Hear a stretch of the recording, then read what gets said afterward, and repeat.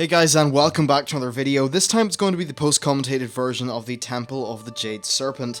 Now this is a bit of a fun instance. The Sha of Doubt is probably the only thing that's going to cause major issues. However, all the bosses, well, you need to know just a tiny bit about them, and yeah, let's have a chat. So the first guy is the Water Speaker. Now, there's an achievement for him where you basically don't get hit by his Hydro Lance, his big water beam thingy, or just any of the corrupted water that's lying around the place.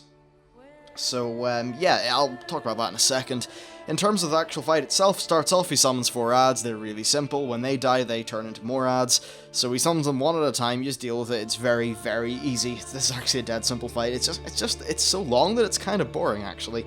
So after you deal with the 4 ads, you deal with him himself, and he does this big thing called, it's not called Hydro Lance, it's basically this just big water beam, and he spins around in circles with it. Now if you get hit by that, you fail the achievement. If you get hit by Hydro Lance in the first phase of the fight, you fail the achievement, but if you stand where I stood, you can't be hit by it. And then also if you stand in any of the water that's lying around the place, you will fail the achievement, which does kind of suck. It's a little bit of an annoying achievement to get. I mistimed a jump very slightly, and that's what failed me. But yeah, pretty much, just avoid the crap, nuke the boss, and you should be good.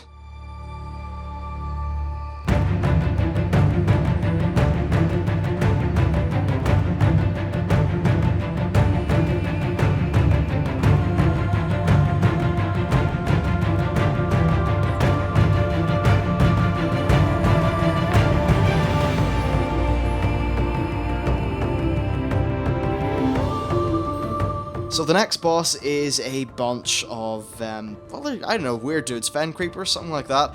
Now the deal with these guys is that they start to enrage the more you attack them.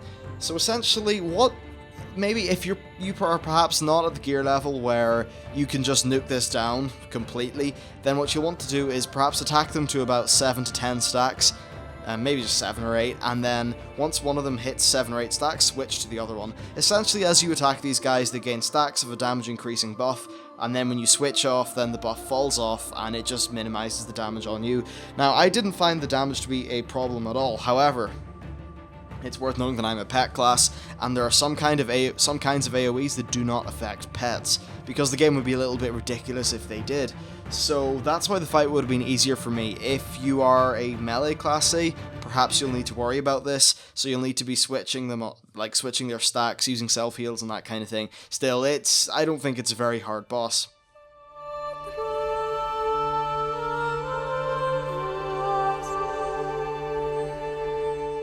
Now the next boss is probably the easiest one here in terms of it's quick, it's easy, and it probably won't kill you. It's just this Pandaren woman, and essentially she will put some crap on the floor, you don't want to stand in it, then she'll turn into a dragon who puts more crap on the floor which you don't want to stand in. That's pretty much it. It's a really damn easy fight.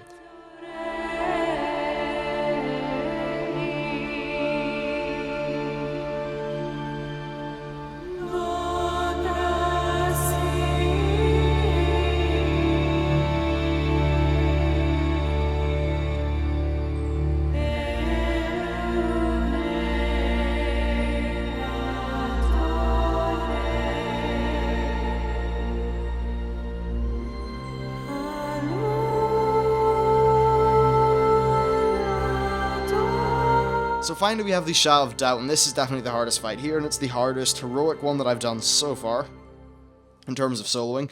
The only reason for this is because you start taking ticks of, I think it's about 50k damage every 2 seconds, and then 30k damage every 2 seconds from 2 separate sources, so that's quite a lot of damage, and as a hunter I found it hard to survive near the end. As you can see in my fully commentated version of this video, it actually did take me quite a bit of time to down the boss. So what do you want to do? Well, since it's a DPS race, you want to pop every single cooldown at the very start, stack everything up with your potions, your trinket cooldowns. In my case, because I'm a hunter, I pulled out my Core Hound, and then I used Ancient Hysteria in it, so I would go into the fight with Heroism for about 30 seconds, which was great. That is actually what got me the kill. Before that, I wasn't making the DPS requirement, just because hunters don't have much in the way of self-heals.